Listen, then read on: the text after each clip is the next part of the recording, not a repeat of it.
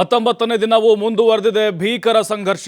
Lorry ಜಾನಿ ಬಳಿಕ ಮತ್ತೊಬ್ಬ ನಾಯಕನನ್ನ ಹತ್ಯೆ ಮಾಡಲಾಯಿತು. ಹಾಗಾದ್ರೆ ಉನ್ನತ ನಾಯಕರನ್ನ ಟಾರ್ಗೆಟ್ ಮಾಡಿ ಹುಡುಕಿ ಹೊಡಿತಾ ಇದ್ದಾರೆ. ಇಲ್ಲಿ 19 ದಿನಗಳಾಯಿತು, ಟಾರ್ಗೆಟ್ಗಳು ಹೆಚ್ಚಾಗ್ತಾ ಇದೆ, ಅಟ್ಯಾಕ್ಗಳು ದುಪ್ಪಟ್ಟಾಗ್ತಾ ಇದೆ.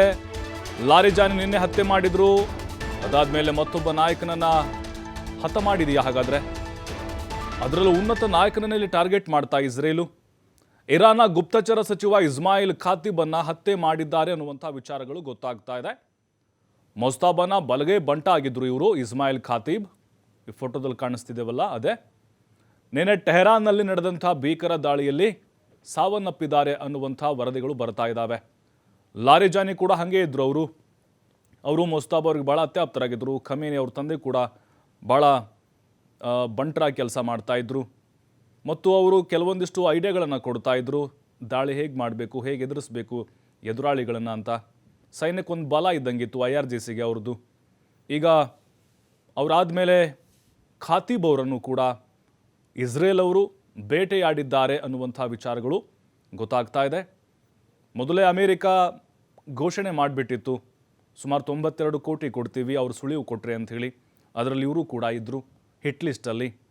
ಮುಸ್ತಾಬಾ ಖಮೇನಿಯನ್ನು ಕೂಡ ಬಿಡಲ್ಲ ಅಂತ ಅಮೇರಿಕ ಶಪಥ ಮಾಡ್ದಂಗೆ ಕಾಣಿಸ್ತಾ ಇದೆ. ಈಗ ಖಾತೀಬ್ ಅವರನ್ನು ಕೂಡ ಟೆಹರಾನ್ ಮೇಲಿನ ಅಟ್ಯಾಕ್ ಆಯ್ತಲ್ವಾ, ಆ ಟೈಮ್ನಲ್ಲಿ ಇವರು ಹತರಾಗಿದ್ದಾರೆ ಅಂತ ಹೇಳಲಾಗ್ತಾ ಇದೆ. ಎಲ್ಲಿದ್ದರೂ ಕೂಡ ಬಿಡ್ತಾ ಇಲ್ಲ, ಭೂಗತರಾದರೂ ಕೂಡ ಹುಡುಕಿ ಇಸ್ರೇಲ್ ಮತ್ತು ಅಮೇರಿಕ ಹೊಡಿತಾ ಇದೆ.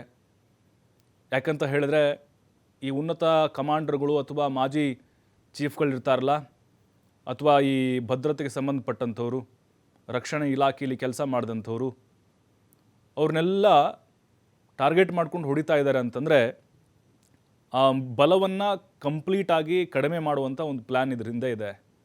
ಯಾಕಂದರೆ ಮೊಸ್ತಾಬಗೆ ಹಿಂದೆ ಮುಂದೆ ಯಾರಿದ್ದಾರೋ ಅಥವಾ ಮೊಸ್ತಾಬನಿಗೆ ಶಕ್ತಿಯಾಗಿ ಯಾವೆಲ್ಲ ಅಧಿಕಾರಿಗಳಿದ್ದಾರೋ, ನಾಯಕರಿದ್ದಾರೋ ಅವರನ್ನು ಗುರಿಯಾಗಿಸಿಕೊಂಡು ದಾಳಿಯನ್ನು ಮಾಡಲಾಗ್ತಾ ಇದೆ.